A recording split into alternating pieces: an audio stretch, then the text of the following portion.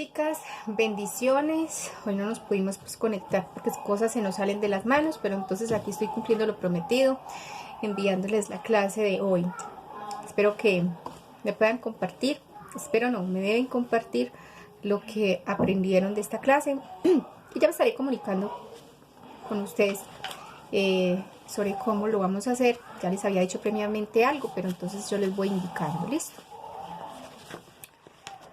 Si yo le pregunto a usted quién es Jesús para usted, ¿usted qué me respondería? ¿Cómo ve usted en su corazón, en su mente a Jesucristo? Bueno, si yo le pregunto a 10 personas diferentes, seguramente las 10 me van a dar una concepción diferente de Dios, me van a dar respuestas diferentes.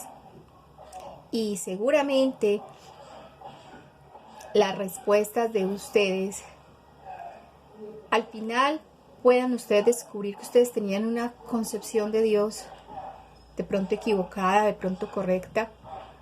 Tal vez a través de estas clases ustedes las van a confirmar o se van a dar cuenta de pronto que no estaban en lo correcto. Mis queridas amadas, la religiosidad a veces hace que nosotros concibamos a Jesucristo como lo que no es, o simplemente creemos que Cristo existe, sí, que Él está, pero no tenemos la imagen correcta de Él porque nos hemos quedado con lo que nos han dicho, con lo que nos han leído, con lo que nos dijeron nuestros abuelitos, nuestros antepasados, qué sé yo. Pero es necesario, y el propósito de este estudio es que usted y yo nos familiaricemos más con la persona de Jesús. Igual que ahora, en el Antiguo Testamento y en el Nuevo Testamento, en la época de Jesucristo, vemos que había una concepción equivocada de quién era Jesús. Los fariseos pensaban que era un hombre peligroso, un revolucionario que quería alborotar al pueblo y un engañador. Algunos estaban convencidos que seriamente Jesucristo era el enviado del Señor. Otros creían que era un profeta. Otros creían que era el espíritu de Elías encarnado. En fin, todos decían cosas diferentes. Pero teniendo en cuenta esto, que toda la gente tenía una concepción diferente de quién era Jesús, Jesucristo se acerca a sus discípulos un día y lo vamos a encontrar como método introductorio. El pasaje de Mateo 16:33 nos dice lo siguiente. 16:33 dice: viniendo Jesús a la región de Cesarea de Filipo, preguntó a sus discípulos diciendo: ¿quién dicen los hombres que es el Hijo del Hombre? Ellos dijeron, unos que Juan el Bautista, otros que Elías, otros que Jeremías o alguno de los profetas. Pero él les dijo: ¿y vosotros quién decís que soy yo? Bueno, en esta hora Jesucristo está tan interesado en ustedes como lo estuvo en ese momento en sus discípulos. A él realmente no lo afectaba mucho lo que los demás, lo que los incrédulos, lo que el pueblo ajeno pensara de él, pero sí se preocupaba bastante por lo que los que decían ser sus discípulos pensaran de él.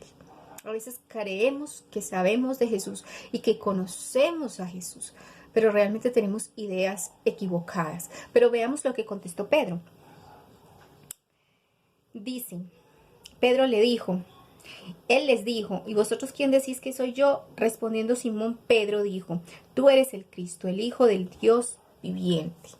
Entonces, ¿qué crees tú de Jesús? ¿Qué has aprendido tú a lo largo de tu vida?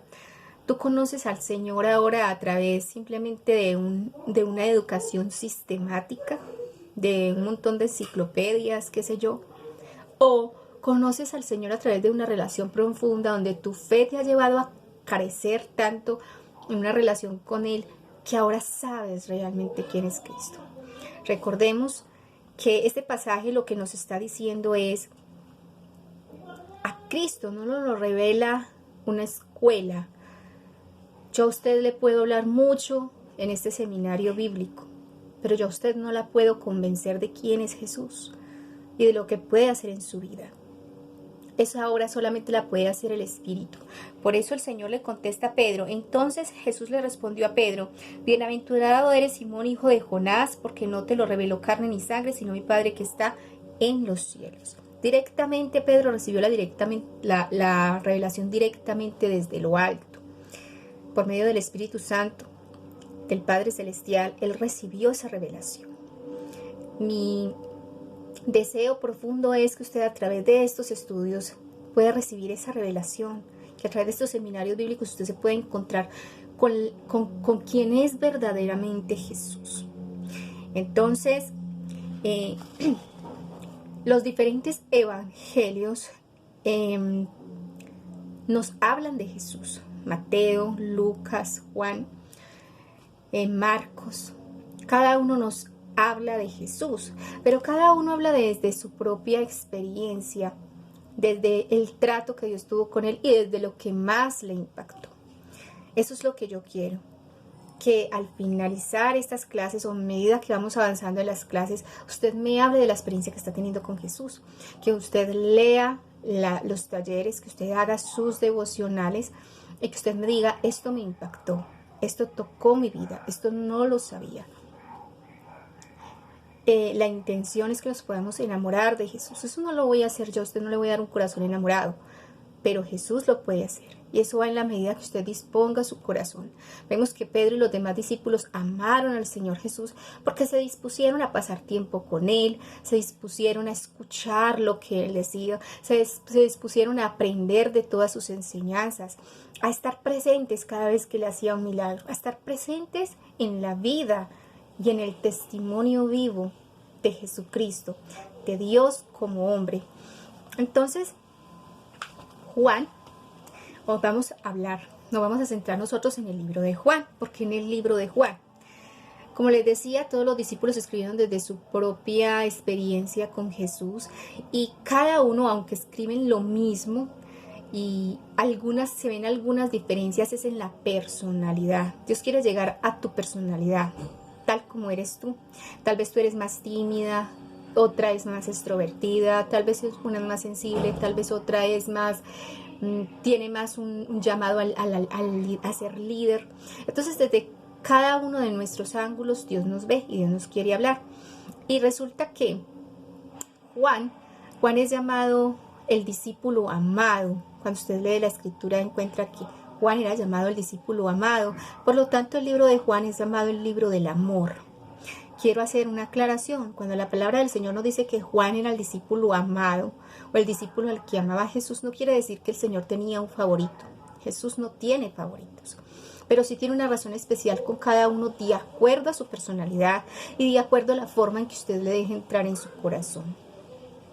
Con Pedro él tuvo un trato diferente, porque vemos que Pedro era un hombre que le gustaba sobresalir, le gustaba, en su peor versión, le quería comerse el mundo a mordiscos, quería ser el superhéroe. Por eso arrancó una oreja, por eso se tiró de la barca y caminó sobre el mar, por eso le dijo al Señor: Señor, si tú te mueres, yo voy contigo, y muchísimas cosas, porque él quería sobresalir.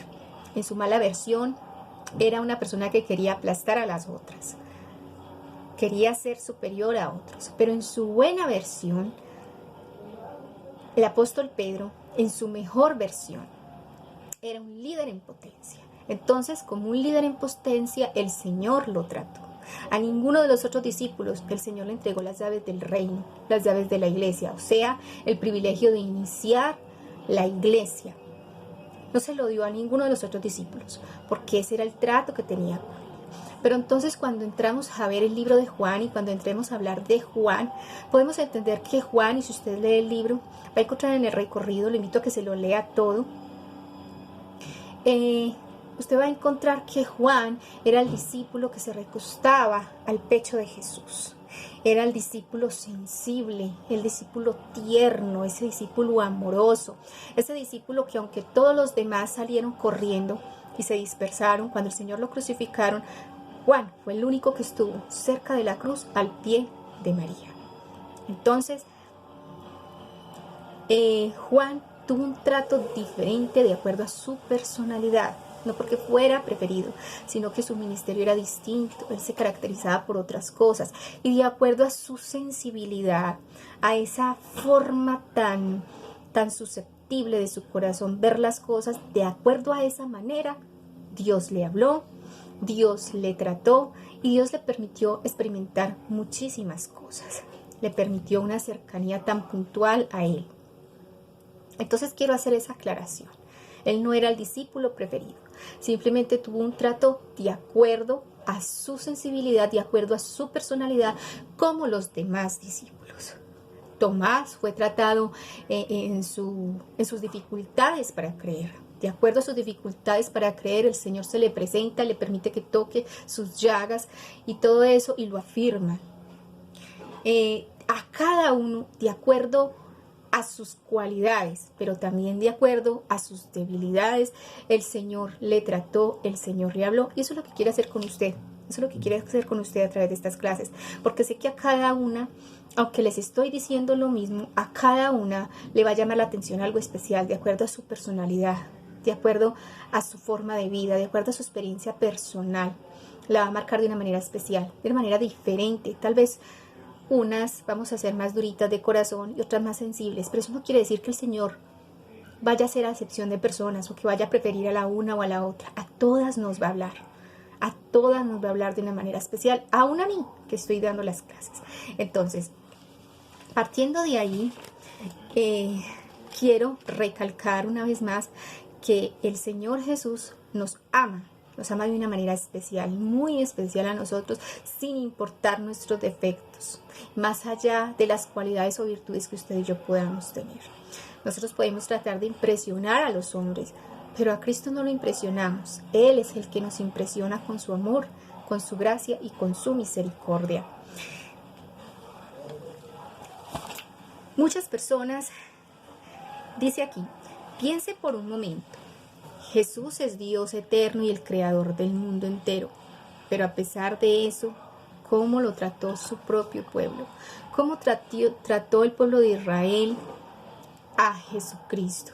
Lo rechazó y eventualmente lo hizo crucificar. Es lo que vemos en la actualidad, vemos que es muchísimo peor. Hay una furia que se ha levantado contra el Señor Jesús, de aquellas personas que no lo pueden entender como el Mesías, de aquellas personas que no han podido entender quién es Jesús y cuál fue la obra que vino a hacer. Y esa es la intención de Juan en su libro. Los otros apóstoles, uno se centró en los milagros de Jesús porque fue lo que más impactó su vida, esa parte milagrosa, ese Dios milagroso que era Jesús. Otro se centró en su humanidad y en las parábolas que el Señor resaltaba como maestro, lo que quería enseñar. Eso le llamó muchísimo la atención. Lucas lo impactaron todas las historias, fue un investigador que se dedicó a investigar de cada uno de ellos e hizo una compilación de toda la información. Pero Juan nos habla de Jesús, no tanto en sus parábolas, no tanto en sus milagros, aunque también nos cuenta de eso, pero Juan se centra en el ser, en la persona de Jesucristo, en la esencia de Jesucristo como hombre, pero también como Dios. Y eso es lo que esta clase quiere mostrarnos, la esencia del Señor Jesús, su ser, ¿sí? Entonces, cuando vamos a San Juan, vamos a leer San Juan. Ahora sí nos vamos a adentrar en el texto, en el libro de Juan. Y vamos a ver qué nos dice Juan. Juan nos dice en el capítulo 1, versículos del 1 al 4. En el principio era el verbo y el verbo era con Dios y el verbo era Dios. Este era al principio con Dios. Todas las cosas por Él fueron hechas y sin Él nada de lo que ha sido hecho fue hecho. En Él estaba la vida y la vida era la luz de los hombres. Amén. Entonces es interesante porque Juan empieza su libro destacando algo importante de la esencia del Señor Jesús. Y Él dice que Él en el principio era el Verbo, y que el Verbo era Dios y que el Verbo era con Dios. Pero ¿cómo así que el Verbo? Seguramente usted ha escuchado que Jesús es Dios, que Jesús es creador, que Jesús es el camino, la verdad y la vida. Pero ¿cómo así que el Verbo? ¿Qué quiere decir Juan con el Verbo? Juan lo llama el Verbo en este pasaje porque Jesús dio a conocer a Dios entre los hombres al tomar un cuerpo humano. Entonces, quiero que le pongan especial cuidado a esto que les voy a contar. El contexto en el que Juan escribe es un contexto delicado, pero él quiere llegar a una civilización que se le había olvidado por completo cómo era Dios, quién era Dios, a una civilización muy dura de corazón, e inclusive a los judíos mismos que se habían permeado de otras culturas y habían olvidado la esencia, la raíz de su fe. Juan predica en una civilización donde los romanos habían subyugado otras naciones bajo su poder, porque Roma era un imperio para ese entonces.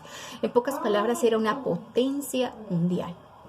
Entonces, bajo su yugo estaban los judíos, que es el pueblo de Israel, pero también había otro pueblo muy diferente, un pueblo gentil, que era el pueblo de los griegos. Y cuando la palabra nos menciona la palabra gentil, se refiere a todas las personas que no eran judías, que no hacían parte del pueblo de Israel, de la nación santa adquirida por Dios, del pueblo primero que Dios escogió para formar una nación y de ahí extender su salvación al resto de la humanidad. Ese pueblo era de Israel. Pero cuando la palabra nos habla de gentiles, nos está hablando de personas que no eran de la nación de Israel, eran otros, eran extranjeros. Entre esos extranjeros, vuelvo al tema, estaban los griegos. Y los griegos también estaban bajo el dominio de Roma. También habían sido colonizados. Pero ¿qué sucede? Los griegos tenían una particularidad. Los griegos eran muy inteligentes. De los griegos ha salido la mayor parte de la rama de la filosofía, la mayor parte de la rama del arte. Ellos dominaban las artes y por eso la mayoría de las esculturas que usted ve de gente desnuda y de emperadores y de todo, la mayoría de esas esculturas las realizaron los griegos, eran obra de los griegos. El arte, la pintura, la ciencia, eran buenos en el descubrimiento de la ciencia. Y de lo que vamos a hablar puntualmente en este momento, que es lo que nos interesa, es el lenguaje. A pesar de que ellos eran subyugados, ellos llegaron a ser una potencia que superó a Roma en algo, y fue en el lenguaje. El lenguaje de los griegos era un lenguaje especial, muy bonito, muy fluido. Y lentamente se fue convirtiendo en una influencia en todo el imperio romano y en todas las naciones que estaban bajo este yugo de este imperio. A llegar al punto de que el lenguaje de los griegos fue el lenguaje que se empezó a hablar en todo ese territorio, en toda esa expansión de naciones. Era el lenguaje que mandaba la parada. Como se lo voy a poner como un ejemplo, el inglés hoy en día se le llama el idioma universal. Si usted domina el inglés, usted se papió, porque casi todas las naciones del mundo dominan el inglés aparte de su propia lengua nativa. Y eso era lo que ocurría en la época en que Juan escribe este evangelio.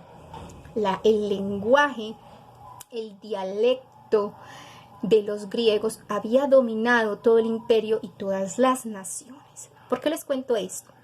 Para que podamos entender los primeros versículos del libro de Juan. Cuando usted lo lea, usted va a saber, ya sé, porque Juan me dijo esto, porque Juan decía esto y porque Juan se refiere a Jesús como el Verbo. Para los griegos, entonces, como todo estaba permeado por los griegos, habían ejercido una influencia total en ese mundo, desde ese entonces, en la mentalidad griega y el lenguaje griego dominaban, mandaba la parada en el momento. Entonces, todo se hacía bajo una concepción de mentalidad griega. Entonces, tanto los griegos como los romanos ellos por naturaleza son politeístas. ¿Cómo así que politeístas? Tienen varios dioses, demasiados dioses. De hecho, para cada cosa ellos tenían un dios diferente. Que para tomar la agua panela, el dios agua de panela. Que para ir a dormir, el dios Morfeo. No sé si ustedes han escuchado cuando alguien dice, me voy a entregar en los brazos de Morfeo, porque todo eso tenía que ver con la mitología griega. Entonces ellos tenían el dios del sueño, el dios del amor, la diosa del amor que era Afrodita, la diosa de la fertilidad, o sea, para todo, hasta para mascarse un chicle, ellos tenían un dios. Pero por encima de todos esos dioses, de toda esa rama de dioses, ellos tenían un Dios supremo, ¿cierto? Ellos tenían la concepción de que por encima de eso había un Dios supremo que iba más allá de su concepción, que iba más allá de todo lo terrenal, de todos los demás dioses. Y ese Dios, el nombre que que ellos tenían para este Dios era el Dios palabra, o sea, el Dios verbo. El verbo, o sea, el lenguaje hablado, el lenguaje expresado, para ellos era el Dios que dominaba todos los demás dioses, era el Dios de dioses y Señor de señores. Entonces, sabían que ese Dios verbo había creado todo lo demás y de ahí venía. Entonces, Juan, conociendo esta mentalidad, viviendo en esa época, sabiendo cómo pensaban los hombres de ese momento, entonces simplemente coge la palabra y por ahí se les mete. Por lo mismo que ellos creían, de eso mismo él se aferra para traerles la palabra del Dios verdadero. Pero entonces Juan, cuando empieza a hablar de Jesús en esta manera, se mete en problemas. Asume dos riesgos. Uno, convencer y ganar almas para Cristo. Pero el otro era que iba a ser perseguido, iba a sufrir mucho. ¿Por qué? Porque entonces Juan toma ese mismo lenguaje que dominaban los griegos y empieza a escribir en el lenguaje de los griegos. Entonces le empieza a decir a los griegos, ese Dios palabra, ese Dios lenguaje al que ustedes ven como el superior de todos, estaba en el principio, era con Dios y también era Dios. Esa palabra estaba en el principio, esa palabra estaba con Dios y esa palabra también era Dios. Pero más allá de eso, esa palabra tomó forma de hombre y esa palabra hablada tomó un cuerpo humano y vino a habitar entre nosotros para hacerse igual a nosotros. Entonces, se convirtió en carne y vino a hablarle a su pueblo que él había escogido, pero ese pueblo lo rechazó. Pero si ustedes creen en ese Dios palabra que fue tan misericordioso y tomó forma de hombre para entendernos a nosotros, si ustedes creen en él les va a dar un regalo. Ese regalo es que ustedes van a poder ser hijos de Dios. Porque les quiero interrumpir eso y aclararles. Todos los seres humanos no somos hijos de Dios, todos somos creación de Dios, criaturas de Dios. Pero una persona que no le ha entregado su vida a Jesucristo no es hijo de Dios. Y eso lo vamos a ver más adelante en el capítulo 1, 12, en el versículo 12. Solamente los que reciben al Señor Jesucristo y reciben a Cristo en su corazón, no le cierran las puertas en la cara, solamente esos pasan a tener el derecho y el poder adquirido de ser hijos de Dios. Entonces, Juan les estaba dando este mensaje, pero entonces se estaba metiendo en problemas. ¿Por qué? Porque para que usted a un griego le viniera a decir que su máximo Dios se había encarnado para tomar esta miserable forma humana, usted le estaba prácticamente diciendo una blasfemia. Entonces usted estaba en ese momento estaba arriesgando su pellejo de una manera tenaz. Entonces, ¿qué sucede? Juan da este mensaje y les dice que solamente los que reciban a Jesús y crean que Él es la palabra hablada y crean que Él fue el que creó todas las cosas y que más que crear todas las cosas también vino a ser parte con nosotros, entre los hombres, esos van a recibir el reino de Dios y van a ser adoptados como hijos. Cuando Juan nos dice en el 1:12 nos dice ¿cómo así? Que nosotros adquirimos el derecho de ser los hijos de Dios. La adopción en el tiempo de Juan tenía un valor muy significativo. Para ese entonces era complicado que una persona adoptara a un niño que no valía nada sin padres. Entonces estos niños huérfanos, por eso el Antiguo Testamento nos habla tanto de cuidar a los huérfanos, porque, ay, no es cierto, se apagó la luz y volvió. Pensé que me había quedado sin...